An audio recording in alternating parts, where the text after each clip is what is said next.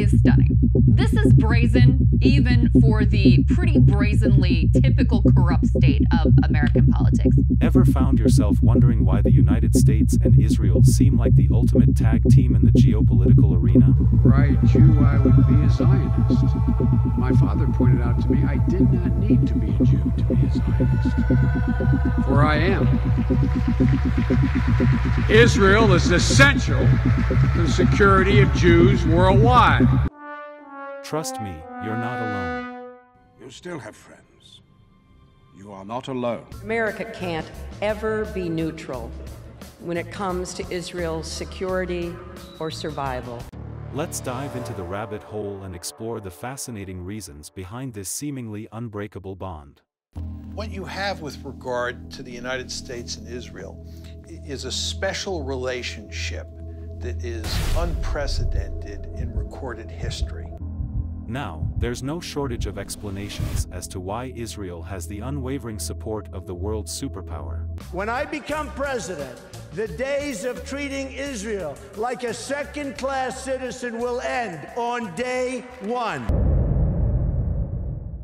Let's rewind to 1953. 30 years ago, more than 30 years ago, there were bodies in the street, dead bodies, mutilated bodies.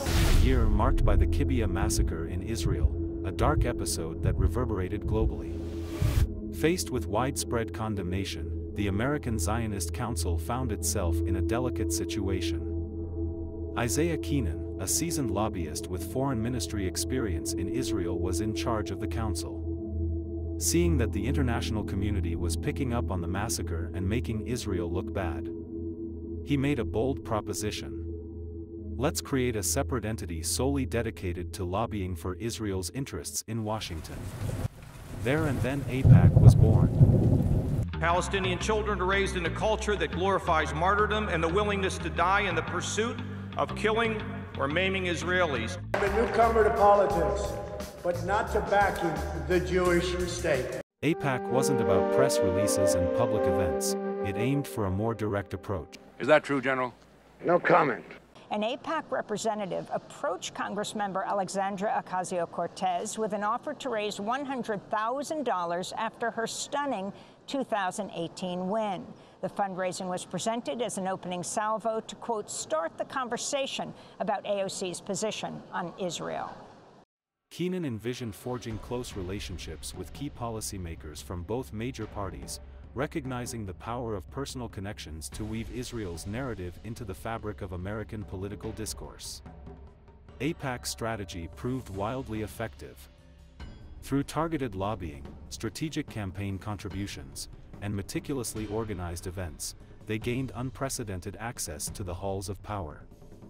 They drafted pro-Israel legislation, secured vital funding for Israel's defense, and ensured that Israel's perspective resonated on Capitol Hill. Now, here's where it gets intriguing. There are claims of using less than ethical tactics, like bribes, to ensure elected officials climb the ladder to higher positions. Skeptical? Take a peek at this alleged proof showcasing their tactics, revealing the extent to which they go to advance Israel's agenda in America. I was offered $20 million to withdraw from the senatorial race and run against my friend Rashida Tlaib. The pro-Israel lobby will go to any length to remove anybody from the U.S. Congress that has any opposition to their agenda and their total, unequivocal support for Israel, good, bad, or indifferent. But hold on, you might ask, why would the U.S. let Israel play puppeteer with its political system? Gives that aid and protection no matter what.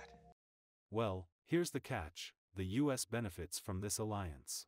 The United States and Israel are holding their most significant military exercises to date.